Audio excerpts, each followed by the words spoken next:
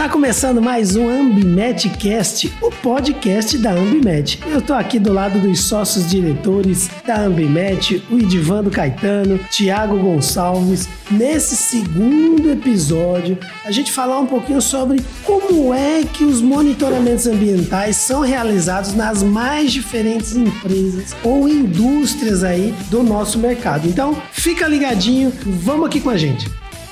E olha só, para quem não ouviu ou assistiu o primeiro podcast, vá lá nas nossas redes sociais, já curta, compartilhe e não esqueça, já dá uma olhadinha lá no podcast anterior, que a gente falou um pouquinho sobre o que para que serve, quais são os tipos de monitoramentos ambientais.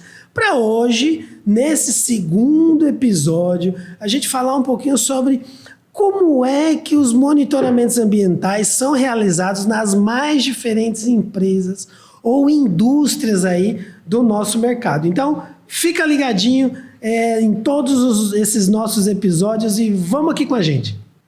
Thiago e Edivando, mais uma vez nós estamos aqui juntos, né, para falar sobre monitoramentos ambientais.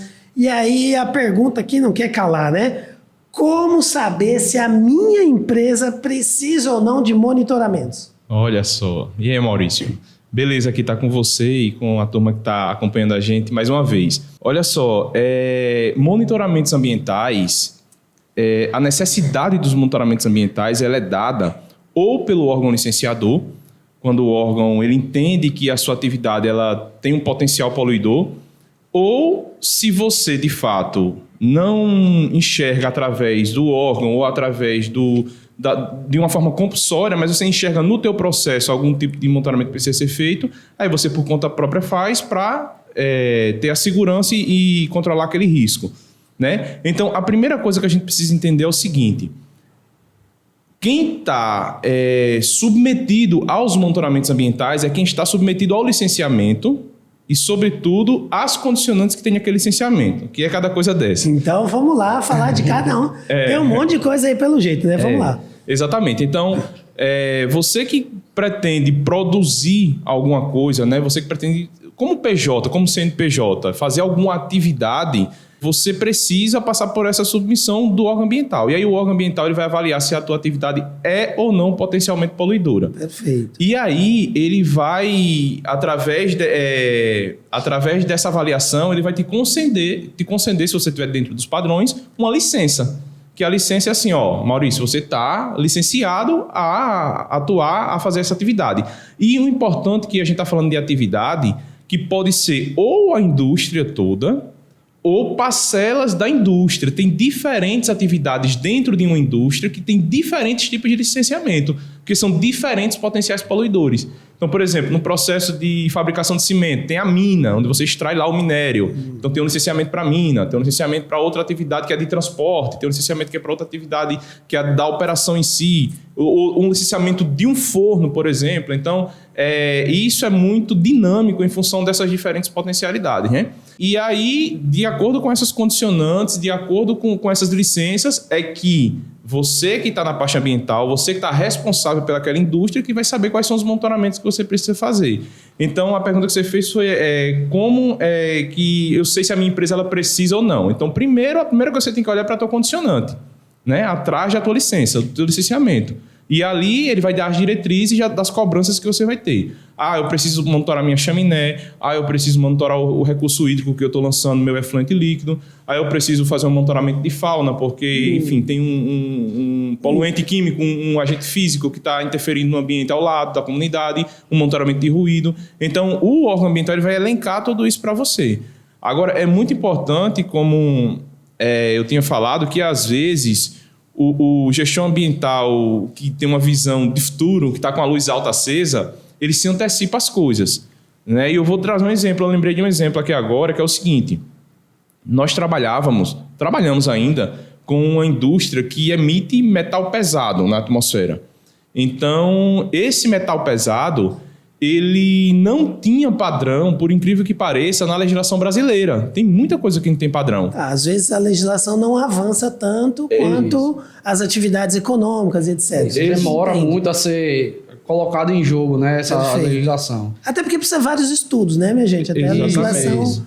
Beleza, e aí? Exatamente. E aí, o gestor, inteligentemente, viu que tinha um padrão internacional. Não tem um padrão, não é que viu, né? Com a consultoria, ele viu que tem um padrão internacional e que ele tinha um número para seguir, que ele não estava preso no escuro. Ele começou a fazer os monitoramentos, começou a fazer o trabalho de preventivo e corretivo também, de troca de filtros, de avanço no processo, para redução dessas emissões desse metal. E aí, o que é que acontece? Em 2018, chega o CONAMA 491 e coloca esse metal como parâmetro, né? Como padrão. E aí, ele que já estava na frente, óbvio, já sai ganhando, porque todo o trabalho que ele iria fazer agora às pressas, porque a lei saiu em 18... E ele já tinha que cumprir a lei, né? Ele já estava com isso pronto. Inclusive, esse CONAMA que saiu, ele já dizia a quantidade de tempo que você teria que se adequar, entendeu? E ali era um tempo muito curto, para ele conseguir se adequar, regulando o processo, para que essas emissões não fugissem ali do controle dele, entendeu? Então, o bom gestor de uma pasta ambiental é aquele que está olhando para as condicionantes que estão na legislação, mas também olha de alguma forma no ambiente como um todo, no impacto que a empresa vai... É isso mesmo? E tem uma ferramenta, Maurício, para isso, chamado de inventário. Inventário de fontes, tem um estudo de análise de riscos, por exemplo. Perfeito. Então, se o gestor, dependendo do tamanho do processo dele, se ele não tem a habilidade e, de repente, o tempo e as ferramentas para fazer esse trabalho por conta própria, ele pode contratar uma consultoria para que faça isso para ele. E isso, gente, é um trabalho de japonês. Não sei se você já ouviu a história do japonês para construir um navio.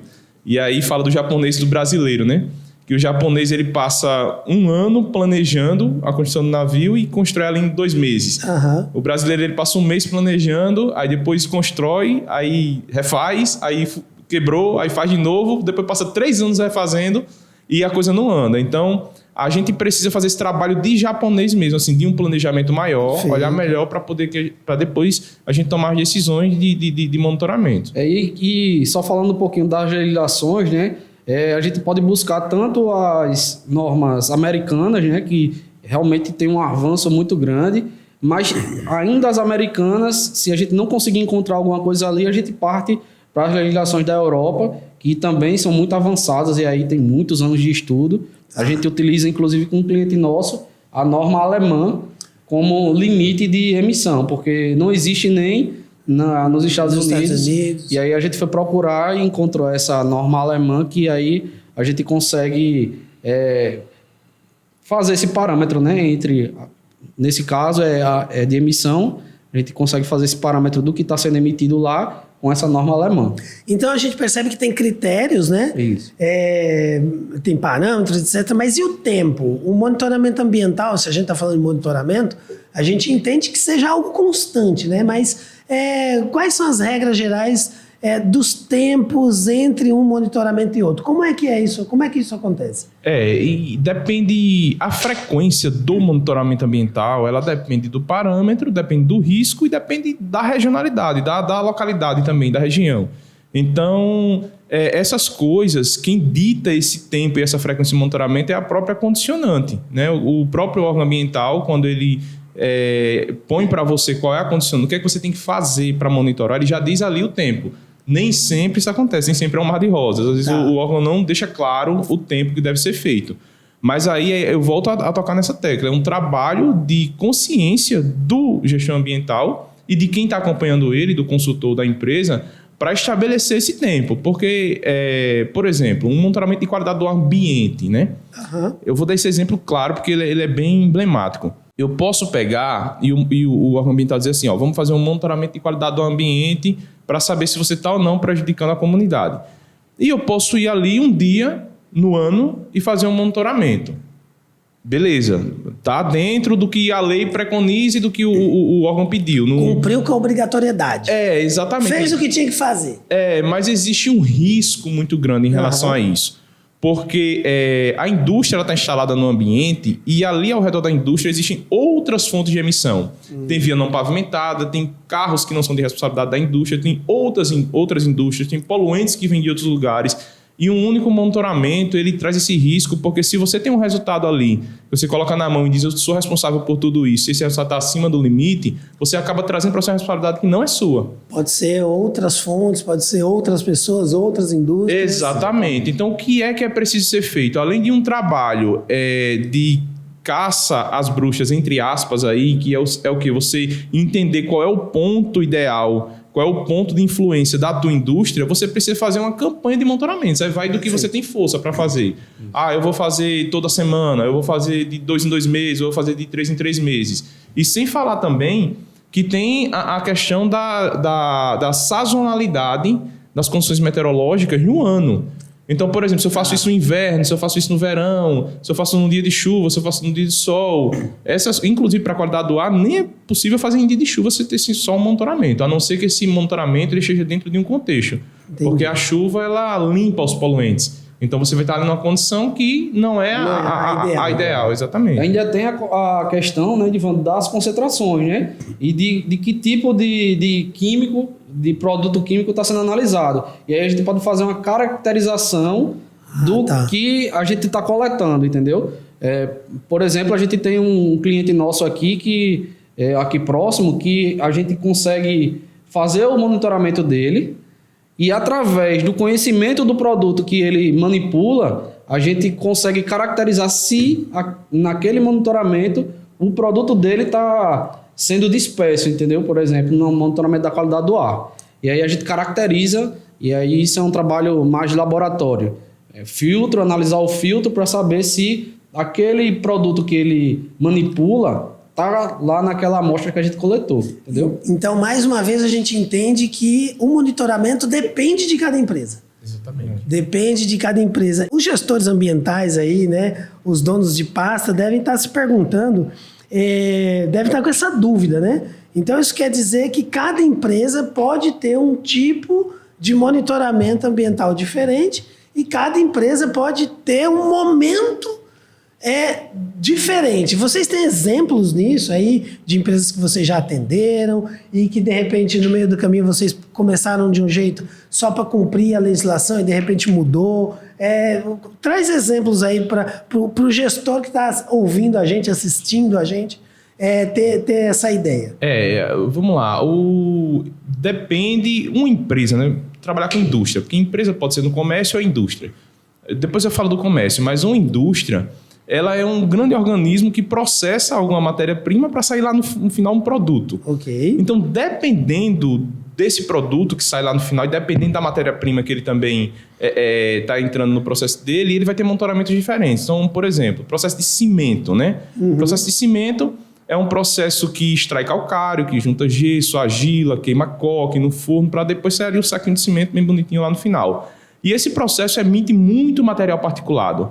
Emite muito óxido de enxofre, emite muito óxido de nitrogênio. Quando eu falo muito dentro da legislação, se a empresa estiver sendo responsável. Mas assim, tem potencial poluidor.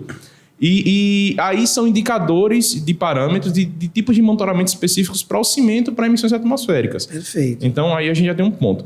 Para o processo, por exemplo, de montadora de automóvel, para as emissões atmosféricas também, falando de emissões, qual é o principal indicador? São as cabines de pintura.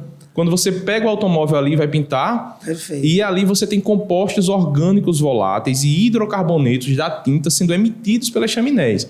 Então aí é um outro parâmetro e também são outros monitoramentos. Aí eu falei de indústria, de empresa, né? Que é indústria, comércio. A gente falando de comércio, por exemplo, e hoje vem muito à tona isso com essa história do Covid, da pandemia, disso tudo, dos problemas respiratórios. Nós temos aí as escolas, os shoppings e os bancos que precisam monitorar a qualidade do ar climatizado. Então, para você ter ideia, depende do risco, porque shopping, banco recebe muita gente, escola tem criança. Então, existe uma legislação específica que traça os padrões da qualidade do ar climatizado. Então, essa coisa, assim, o que é que fala se é o SOX, se é o NOX, se é o climatizado, se é a bactéria, o que é que eu vou fazer? O que fala é justamente o teu licenciamento, é o teu processo de inventário dos teus riscos e aí a decisão que você vai tomar. Então, é possível que você entenda quais são os teus riscos através ou do licenciamento ou do teu inventário. Perfeito. Então, gestor ambiental, aqui, a gente está no YouTube. Gestor ambiental que está assistindo a gente aqui, olha lá, esse recadinho vai para você que está aí. Olha só. procure saber quais são as condicionantes, que eu não sei o que é condicionante não, que eu sou só aqui o talk show aqui, viu? Mas olha só, procure saber o que é que você precisa monitorar. Porque a partir do momento que você entende o que você precisa, de acordo com os especialistas aqui, você vai organizar aí todo o seu pacote das suas necessidades de monitoramento. Fica o recado aqui, viu? Ô, Maurício, então, vamos voltar agora aqui para o podcast. Diga. Tem uma coisa muito importante também. Eita, agora eu esqueci. Peraí, tem que dar um corte. Vamos lá, vamos voltar. Bom, então a gente já entendeu que a gente tem que saber quais são os tipos, mas agora especificamente falando, vamos imaginar que uma empresa se instalou na região sul do país. Existe uma diferença do monitoramento ambiental para essa mesma empresa, para essa mesma atividade, se ela estiver numa outra região, na região norte, na região nordeste.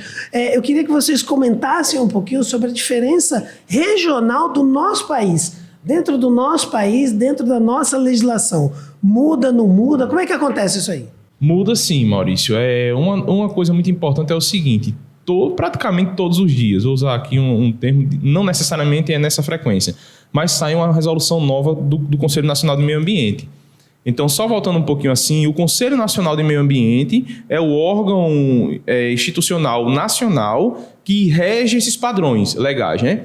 Então, a gente tinha falado, inclusive, dessa preocupação que o gestor com o farol ligado, com o gestor preocupado, ele tem. Porque amanhã pode surgir, claro que isso vem em discussão, quem é atento e está olhando as discussões do CONAMA já vem acompanhando o que é que vem acontecendo, mas pode ser que amanhã surja uma obrigatoriedade para o teu processo e para um parâmetro novo que não tinha, entendeu? Como a gente falou do metal pesado. Então, isso é muito importante que os gestores fiquem atentos. O CONAMA, essa diversidade que existe no nosso país, né, no Brasil, você vai ali do Iapoca ao Chuí e tem muita coisa com muitas particularidades. A gente tem diferença de clima, de cultura, de relevo, de tudo. E o CONAMA ele fala o seguinte, o padrão é esse, então eu vou dar um número, o padrão é 100. Ok, tá lá na legislação 100. Exatamente. O Brasil inteiro. Exatamente. O Brasil não pode ser mais que 100. Okay. Isso funciona dentro dos limites do Brasil, sendo que cada estado pode restringir aquele limite em função das suas características locais, beleza? Então, falando de poluentes de ar, de água, enfim, de solo, tem características como características de solo, de tipo de solo, de uso de solo, características de indústrias já instaladas. Então, por exemplo, um polo como o de Camaçari e Suape, ele notoriamente não pode ter o mesmo limite que o interior de Goiás, que só tem uma indústria lá. Ai. No polo de Camaçari e Suape eu tenho várias petroquímicas, montadora de carro, enfim, uma infinidade de indústrias que ali vão saturando aquele ambiente. Então, essas regionalidades, tanto de meteorológicas, de ambiente mesmo, e particularidades de saturação do ambiente, elas são levadas em considerações pelos estados. E eles podem e devem restringir. E só para complementar o que o Edivando falou, o Estado pode restringir, mas não pode aumentar aquele limite estabelecido do CONAMA. Por exemplo, o que ele falou ali no 100, né? É 100, mas ele não pode dizer que é 101 ou 110. Mas 90, 80 pode. Tá. Não pode ser maior do que o limite estabelecido pelo CONAMA. E uma coisa também importante, né, é que o gestor ambiental, nesse diálogo, nessa boa relação que ele tem com o órgão ambiental, com o Estado, ele tem que perceber o seguinte, é a obrigação do Estado entender esse cenário como um todo. Então, beleza, não é 80, não é 100, é 80 ou é 60. Por quê? Aí existem estados e estados. Existem estados que têm um trabalho mais avançado, como, por exemplo, São Paulo, por necessidade, tem um trabalho bem avançado de qualidade do ar. Porque tem mais indústrias, porque tem mais... Tivemos aí na década de 80, 70, 80, um problema com os bebês em Cubatão, que nasciam mal formados por conta da poluição atmosférica. Foi aí onde nasceu toda essa coisa de qualidade do ar e poluição atmosférica no país. Então, o gestor ambiental, nesse bate-bola com o órgão, ele precisa entender isso, entendeu? Porque ele está inserido, às vezes, num momento saturado, e quem está de posse de todos os números dos monitoramentos ambientais é o Estado. Porque o Estado pega o relatório do Maurício, pega o relatório do Tiago, pega o relatório do Edivando, junta isso dentro, tem que juntar, deveria juntar, dentro de uma plataforma, e ali ele entende se está ou não saturado. Faz os estudos em conjunto. Isso, e até os estados, eles têm essa capacidade de interferir nos limites do CONAMA, entendeu? Porque antes de sair a lei, antes de ser decretado aquele valor, aquele limite, para qualquer parâmetro ambiental, há uma discussão e os estados têm cadeira, vamos dizer assim, lá dentro para discutir qual o limite ele acha assim, com base nos resultados, né, com base nos monitoramentos que ele tem na mão, que é o limite daquele estado ou daquele parâmetro, e ele pode reproduzir isso para o país. E, inclusive, a CETESB, né, que é o órgão ambiental lá de São Paulo, serve como subsídio para o CONAMA para fazer essas leis. E aí, outro órgão ambiental que é bem atuante no país é o de Minas Gerais. Ele também faz parte dessa bancada de ir lá e cutucar o CONAMA para colocar o limite da forma como é entendido, né? A gente conhece a história de vocês, né? E a gente sabe aí que vocês já têm muitas boas experiências para compartilhar com a gente. Eu queria saber, e aí os gestores ambientais aqui que estão nos ouvindo e que estão nos vendo nas redes sociais aqui, eles querem saber se vocês têm ou já tiveram algum tipo de experiência, alguma participação nesses grupos de discussões, e como é que foi isso aí? Sim, a gente já participou ativamente da implementação, da elaboração das normas técnicas dos monitoramentos ambientais de emissões atmosféricas. Essa é uma comissão que se reúne em Minas Gerais frequentemente para que a gente comece a discutir essas coisas. E aí, Maurício... O convite foi para Edivando e Tiago, realmente. Sim, participar. E aí é o seguinte, existe uma coisa... A gente acompanha também as discussões do CONAMA, isso aí é público, é possível de todo mundo acompanhar. E aí existe uma coisa muito interessante. O mesmo parâmetro, por exemplo, o material particulado, ele pode ter limites diferentes para diferentes tipos de processos. Ok, então dependendo do tipo de processo da minha indústria, pode ser também que eu sou cobrado de forma diferente, né? Porque essas questões dos limites dos indicadores ambientais, eles levam em consideração na emissão muito as questões econômicas e de capacidade do processo de reter aquele poluente. Tem um exemplo claro, né, Tiago? O CONAMA 382. Isso. O CONAMA 382 é de 2006, se eu não me falha a memória aqui, ele trabalhava com um limite para a usina de açúcar e álcool, né? E esse limite, nós temos duas realidades diferentes no país. O Nordeste, que tem equipamentos antigos, equipamentos ainda, às vezes até de um século atrás, né, que vieram sendo reformados, botaram as grelhas nas caldeiras de aqui e a coisa não foi não veio nova. E a turma do Sudeste, que são fábricas novas, que já vem com a tecnologia de ponta. E o limite, ele visava muito a turma do Sudeste e a turma do Nordeste não estava conseguindo atender de jeito nenhum. Algo muito discrepante, né? Entre o limite e o que realmente conseguia ser atingido. Muito distante. Aí o que foi que aconteceu? O grupo se organizou, as usinas do Nordeste se organizaram e foram no Conselho Nacional pedir para que revogasse aqueles limites, porque eles não estavam conseguindo atender. E aí surgiu o CONAMA 436. E esse CONAMA 436, por incrível que pareça, ele é um CONAMA mais novo, mas com um limite maior. Porque, gente, assim, meta, aí diz, beleza, isso é bom para o ambiente? Não é que isso é bom ou ruim para o ambiente. A gente vai separar o joio do trigo. Meta, ela tem que ser feita para a gente atingir ela, porque senão vira um faz de conta. Perfeito. Se a gente diz que é 50 e o cara emite 500, bicho, vamos botar 450 para que você tenha um passo a passo e você vá reduzindo até que você chegue em 50 do que nunca chegar em 50. E os estudos na legislação também acompanham o mercado, né? Exatamente. Exatamente. Os estudos acompanham o mercado e tem uma coisa muito importante que é o seguinte, tem as fontes de emissões e tem o ambiente. Então, o ambiente, naturalmente, ele tem essa capacidade de absorver esses poluentes.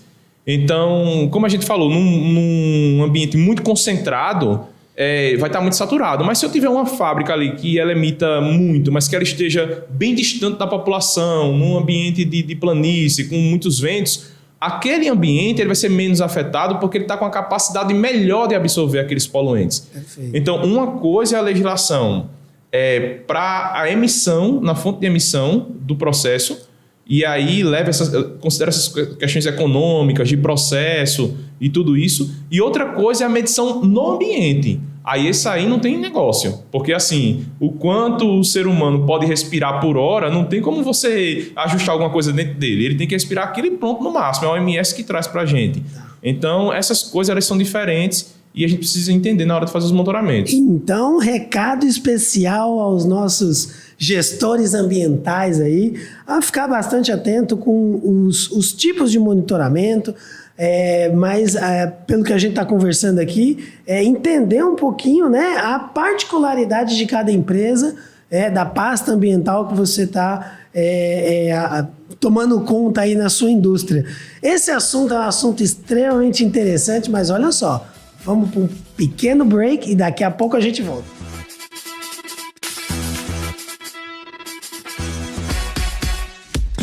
Voltamos aqui com o nosso AmbiMatCast. Pode voltar, né? Corta aí. Voltamos com o segundo bloco do nosso segundo episódio do nosso AmbiMatCast, o podcast da AmbiMat. Estou aqui com o Edivando Caetano, Tiago Gonçalves. Opa. E a gente está falando um pouquinho sobre como que são realizados os monitoramentos, né? Mas agora, especificamente falando, eu acho que uma grande pergunta que a gente pode tentar desmistificar aqui com esses feras é o seguinte: em que momento do processo produtivo ou da instalação de uma fábrica, de uma indústria, em que momento existe a necessidade de fazer esses monitoramentos ambientais? Os monitoramentos ambientais a gente tem que fazer antes, durante e depois. De quê? Da instalação, do início do processo. Antes, durante e depois a gente tem que estar realizando esse tipo de monitoramentos. Eu vou dar um exemplo aqui a gente pode fazer um caminho do poluente. É um plano que a gente vai... teoricamente é para ser executado e ser feito esse plano, que a gente vai fazer uma pesquisa dentro do processo produtivo para saber onde se deve fazer o monitoramento, né? E ali você vai ter que identificar os despejos, né? Os lançamentos, e pode ser na atmosfera, pode ser no solo, ou pode ser no corpo hídrico, nos rios próximos. E aí você tem que fazer o caminho do poluente, né? O caminho que ele leva até ser gerado ou emitido para algumas dessas matrizes, né? É como, por exemplo, o material particulado numa indústria. Ela é gerada, né? Esse material pode ser gerado ali na indústria e pode ser lançado através de fontes de emissão atmosférica de chaminés. E esse material particulado ele é lançado na atmosfera e ele percorre o caminho. E aí eu já vou falar de equipamentos aí. A gente precisa de um equipamento para fazer a medição desses poluentes na saída ali, que é o coletor isocinético de poluentes atmosféricos. E a gente tem alguns desses aí guardado aqui. Esse é o nome do equipamento, né? É o nome do equipamento. A gente faz esse tipo de monitoramento. Esse poluente ele é lançado, esse material particulado ele é lançado na atmosfera, percorre um caminho até ser depositado. Percorrer esse caminho ele pode ser orientado. E a gente pode ver isso através de software de dispersão atmosférica, né? Que é um modelo que a gente insere esses dados e ele nos diz onde esse material está sendo depositado com maior frequência. E aí, quando esse material chega no ambiente, né? Quando ele é depositado, a gente consegue coletar com outro equipamento, que são os equipamentos de qualidade do ar. Então, dentro desse processo de emissão, a gente consegue fazer o monitoramento na fonte. Perfeito. Na hora que está saindo. Na hora que está saindo, exatamente. Okay. No caminho dele, né, no ambiente, até ele ser depositado. E a gente pode fazer isso olhando mais para dentro do processo, entendeu? Porque a gente pode utilizar subprodutos dentro do processo para gerar o último produto lá, vamos dizer. Como assim, Tiagão? Subprodutos? Como assim? Por exemplo, a gente tem na fabricação de cimento a utilização do coque como combustível, né? Ah, ok. Para tocar fogo no forno lá, né? Isso. O coque ele é utilizado como combustível dentro dos fornos e ele é um subproduto dentro da fabricação do cimento. E aí a gente precisa controlar isso, porque a gente precisa moer esse coque, que ele chega numa certa granulometria, a gente precisa diminuir esse coque para que ele sirva de uma forma ideal, né, como combustível. E aí a gente precisa controlar. Quando há esse processo de moagem, certamente há uma sobra, que isso vai ser jogado para emissão atmosférica, né? E aí a gente controla isso também. Então, esse subproduto a gente consegue controlar, a gente coloca ele no forno e gera o combustível, né? E a gente precisa controlar isso também depois, que já é na emissão. Então, quer dizer, antes do processo acontecer, a gente já está controlando ele. A queima em si, né? Antes da queima, a gente já está controlando como é que ele deve ser monitorado na queima e depois onde ele é depositado e aí sucessivamente, né? Uma fábrica, ela é dentro do ambiente ali natural, ela é uma coisa estranha ali. Sendo que quando a gente está falando de monitoramento ambiental, a gente está falando de monitoramento de poluente. E o que é poluente? Poluente é uma substância estranha ao meio ambiente que vai trazer algum dano à fauna, à flora, aos recursos naturais ou ao ser humano. Então, a grande sacada, assim, se você visualiza a fábrica e visualiza o ambiente, é você, primeiro, fazer um trabalho de reter aquele poluente ali dentro da fábrica para que você consiga tratar e, quando não possível, que você emita dentro das condições legais. Porque tem poluente que ele é uma coisa, um composto químico, falar assim, né, numa linguagem para todo mundo acessar. Ele é um composto químico que, quando a gente trata ele se transforma em outra coisa que não é um poluente. E aí sim, essa coisa tratada a gente pode lançar num ambiente que não vai ter problema nenhum. Então, ele pode ser um poluente antes de um processo, mas depois do outro processo... Ele já deixou de ser poluente. Ele deixou de ser poluente. Tratou ali, né? Ele tratou. E aí, Tiago, show de bola essa questão de quando você está trabalhando a matéria-prima, o coque, por exemplo. Você está moendo o coque ali porque ele fica com uma superfície de contato maior e aumenta a eficiência de queima. Se o coque está saindo na chaminé, olha só que interessante, está saindo combustível, você está perdendo dinheiro. Além de você agredir o meio ambiente, com o ponto de vista de uma substância estranha, você está perdendo combustível, que era para estar ali no teu processo, né? Perfeito. Então, essas questões aí de onde você fazer, é só para a gente, quando a gente tiver na dúvida, olha, onde é que está o poluente? E aí, a regra 1, eu vou reter esse poluente aqui para que eu trate ele, transforme ele em outra coisa, ou se não der para transformar... Aproveite ele, exatamente, no caso do coque, e aí lance, ou reaproveite ele. E no exemplo aí do cimento, o próprio produto acabado ali, quando o cara pega ali um pouco do produto para fazer um controle de qualidade, para saber se aquele cimento está bom ou não, isso aí não é um monitoramento ambiental. Isso é um monitoramento de processo, de qualidade do produto, é outra coisa. Porque ali não é um poluente, ali vai ser uma matéria-prima que vai ser utilizada em alguma coisa. O produto final. Exatamente. Outro exemplo que a gente pode ver aqui é na fabricação de baterias, por exemplo. Que aí a gente tem uma sucção, né, do processo, e isso é jogado no filtro de mangas, e do filtro de mangas é lançado para a atmosfera. Teoricamente é para sair um ar limpo lá, e o que ficou ali retido nesses filtros, a gente consegue reutilizar no processo, entendeu? Perfeito. É um outro tipo de procedimento que a gente pode fazer, e aí a gente, seguindo o caminho do processo produtivo, com um olhar ambiental, a gente consegue ter a ciência de onde deve ser feito os monitoramentos ao longo do caminho do processo produtivo. E que pode ser vários pontos dentro do processo produtivo. Então surge uma dúvida. Na legislação, né, a gente já vem falando bastante sobre legislação, a legislação ela cuida de todos esses itens do processo ou não? A legislação só vai querer saber do final lá do processo o quanto está saindo de poluente na chaminé. Como é isso? A relação entre a legislação e o monitoramento dentro do processo. Isso aí vai depender do tipo de indústria, né, Maurício? E aí ela tem legislação para tudo. E a depender do tipo de indústria, aí a gente vai ter um monitoramento da fauna, da flora, do corpo hídrico, dos recursos que são despejados nesses rios, das emissões e até do solo. E aí, agora sendo que é isso, vai depender do composto químico que é gerado naquela região ou naquela fábrica, né?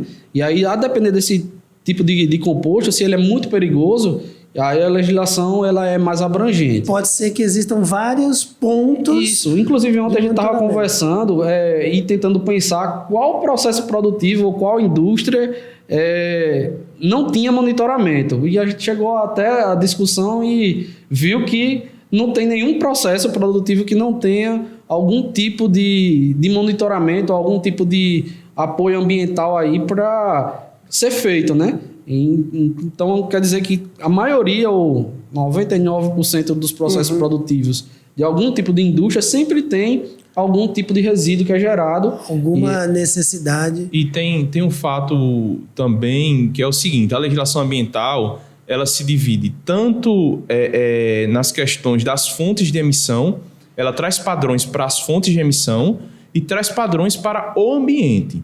Quando o processo produtivo não tem o parâmetro, né, Tiago? Porque perfeitamente assim, toda atividade poluidora ela vai estar passível da condicionante. Ela vai ter que ter algum condicionante ali para controlar aquele poluente dela. Mas às vezes tem um indicador dentro do processo que não tem ainda a lei para ele. Mas quando não tem a lei para ele, a legislação ela fecha no ambiente. Isso. Então você tem que fazer. Então eu vou dar um exemplo aqui: qualidade do ar, por exemplo. Pode ter um processo que não tenha chumbo nas emissões, mas que o cara emita lá. E aí, para emissão, ele não está obrigado a fazer. Mas na qualidade do ar, você tem chumbo lá na lei que fecha o cerco aí, entendeu? Então, a gente precisa... Quem é o gestor ambiental precisa entender isso. Quando eu não tenho uma cobrança dentro da minha fábrica, eu tenho que provar que eu não estou poluindo lá fora. E aí tem lei que fecha lá fora, entendeu? Isso, só um parâmetro aí para a gente tentar dividir, né? Hoje a gente tem a legislação do CONAMA, que os órgãos ambientais usam de subsídio para cobrar as empresas para que sejam feitas aquelas leis, né? E aqueles limites que são estabelecidos. Isso é uma coisa. Dentro do CONAMA, ele vai dizer, emissões atmosféricas você só vai emitir 100, por exemplo. O limite é 100. O limite é 100. Mas como você coleta, não está dentro do CONAMA. Isso está numa ABNT.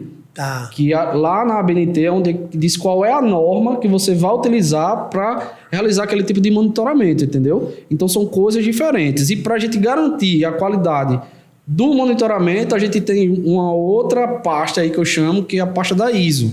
Para a gente, inclusive para laboratório, a 17025, a ISO 17025 ela vem para garantir a qualidade do monitoramento que está sendo realizado com os dados da ABNT, mas para atingir ou ver se a fábrica está ali dentro dos limites do CONAMA. Então isso quer dizer que em vários momentos do processo produtivo nós teríamos várias formas de fazer o monitoramento ambiental, mas também com vários objetivos diferentes. Isso. Pode ser que eu tenha um objetivo de cumprir a legislação, mas eu, enquanto gestor ambiental, e aí vocês me corrijam se eu estiver errado, eu também posso incluir em algum momento do meu processo produtivo um outro monitoramento que pode ser que o grande objetivo seja melhorar a minha eficiência, por exemplo. Isso é uma questão de lei, né? Porque assim, a lei de crimes ambientais, ela preconiza que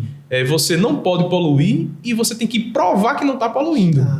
Então, tem esse lance aí também, entendeu? De você, por conta própria, estar resguardado de tudo isso para que você não tenha um problema legal no teu calcanhar. E que talvez você nem esteja vendo ainda, porque de repente você não fez um monitoramento que... eu estou fazendo só o obrigatório, mas talvez... Não viu o número, né?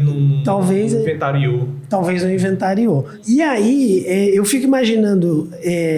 que na cabeça do dono de uma pasta, né, de gestão ambiental de uma indústria, como é que acontece essa adequação entre cada tipo de monitoramento ambiental para cada tipo de processo? Quais seriam as orientações que vocês poderiam dar para esses gestores, né? De que forma organizar isso?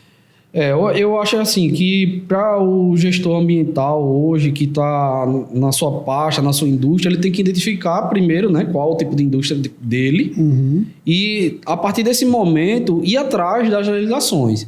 E aí pode ser através de um consultor, ele mesmo, e na legislação ele já vai estar descrito exatamente o que ele deve fazer. Não é difícil ir atrás disso, está muito fácil, mas às vezes a pessoa precisa de uma ajuda. E essa ajuda, através de consultoria, dá muito certo. E aí, depois que identificou qual o tipo de indústria, qual é o tipo de legislação que ele deve seguir, é se preocupar com a matriz, que ele vai monitorar a partir daí. E aí, a depender da matriz, você vai utilizar vários tipos de monitoramentos ambientais a depender do seu processo, a depender da legislação. Isso depende de muita coisa. Como é mesmo esse negócio de matriz mesmo, Thiago? Só para relembrar aqui a gente. As matrizes que a gente tem como base são os recursos hídricos, né? A água, o solo e a atmosfera, né? O ar daquela região. E aí, como o Edivando falou, com relação ao ar, a gente tem na fábrica que de qualquer tipo, a gente pode ter um monitoramento, ou pode ter qualquer tipo de indústria ali funcionando. Mas a qualidade do ar é só um tipo de monitoramento que existe. Então, às vezes o órgão ambiental pede, não, quero que você realize o monitoramento da qualidade do ar. Aí o cara diz, não, beleza, mas aqui não tem legislação para mim de emissão. Mas na qualidade do ar você tem que fazer pelo menos essa para garantir que aquela comunidade, a fauna e a flora daquela região esteja bem com relação ao ar daquela região, né? E aí a gente tenta fechar esse monitoramento. Quando não existe, a gente faz a qualidade do ar. Ou, quando não existe, a gente vai buscar fora. Rapaz, eu tô vendo que é complexo esse assunto aí, né? Porque eu fico imaginando um gestor que acabou de chegar na indústria, acabou de receber aí o presente da pasta ambiental, tipo, toma aí, que agora o filho é seu. E eu fico imaginando que talvez por inexperiência, né? Isso é comum, né? Sim. Todo mundo começa, né? Em qualquer coisa, né? Tem advogado, por exemplo, numa parte ambiental, que sem demérito nenhum, mas não é da área, entendeu? Alguém que tem habilidade com a lei, mas não tem habilidade com as técnicas. Aí precisa buscar isso, numa parceria de uma consultoria. Então, aí, que bom que você falou nisso, Edivando, porque assim, como é que funciona então essa consultoria para realmente a gente entender esses monitoramentos ambientais como um todo? Então a gente está percebendo que é, né, um mundo que talvez não é só cumprir com... Não é só, né? Olha o cuidado que eu estou tendo aqui. Não é só cumprir com a questão da legislação. Além de atender a legislação, pode ser que a minha indústria tenha benefícios se eu trouxer um conhecimento mais amplo. Então, como é que funciona essa questão da consultoria para um gestor ambiental? Por exemplo, agora, recentemente, um amigo ligou e disse que estava com um problema numa fábrica de fundição. Aí ele disse, e aí, o que é que eu faço aqui? Porque o órgão ambiental está aqui no meu pé. O órgão ambiental não disse a ele o que era que ele precisava. Tá. Isso pode acontecer também, não saber aonde é que ocorre aquela cobrança, mas disse que ele teria que monitorar de alguma forma. Ok. Aí ele ligou para mim, fábrica de fundição, disse, não tem legislação. Porque eu sabia qual era o produto dele, não tem legislação. Mas você pode fazer o monitoramento da qualidade do ar. Tiago, para emissões atmosféricas. Para os outros indicadores ambientais não tem, mas para emissões não tem. Exatamente. E aí eu disse, faça o monitoramento da qualidade do ar. Ele disse, sim, mas onde é que eu vou colocar o monitoramento? Aonde vai ser o ponto? Senão a gente tem um estudo, que é o estudo de dispersão, que ele pelo menos vai dizer qual é a orientação dos ventos naquela região e a gente instala ali aquele ponto ou aqueles pontos. E aí foi o que ele colocou para frente. Esse é um exemplo de consultoria que a gente faz aqui na Ambimet, né? Tentando fechar a conta aí, o que é que acontece? O Tiago falou muito bem, né? A questão da atividade poluidora eu tenho, e aí eu vou buscar quais são as leis que eu preciso seguir. Isso. Das leis, elas vão me dizer quais são os parâmetros e os tipos de monitoramentos. E dos parâmetros, para fechar a conta, eu preciso saber quais são as metodologias que eu vou fazer. Tá. Porque tem que tomar muito cuidado. Às vezes não é porque é material particulado que qualquer monitoramento vai servir para dar aquele número. Isso. Dependendo do processo, é uma infinidade. A gente vai trabalhar aqui nos podcasts, processo a processo. Mas dependendo do processo, você tem diferentes tipos de monitoramentos para o mesmo parâmetro, entendeu? Tá. Metodologia. Então, para que o gestor ele se sinta seguro, é o seguinte, atividade poluidora. Eu trabalho com incineração de resíduo hospitalar, por exemplo. Qual é a lei ou quais são as leis e os padrões ambientais que eu preciso seguir? Esses, coloca isso dentro de uma caixa. Beleza, eu vou contratar agora. Quais são as metodologias que eu preciso ter para me dar resposta para esses parâmetros para o meu processo? Isso também. Se você não tem habilidade, pede ajuda, pede consultoria. É por isso que quando a gente não sabe se autoexaminar, a gente vai no médico e vai no laboratório para fazer o exame. É assim que acontece. E aí você fechou com a metodologia certa, com a lei certa e para a tua atividade poluidora, tá tudo certo. E sem esquecer da qualidade disso tudo, né? da qualidade de como será feito o tipo de monitoramento. Entendi.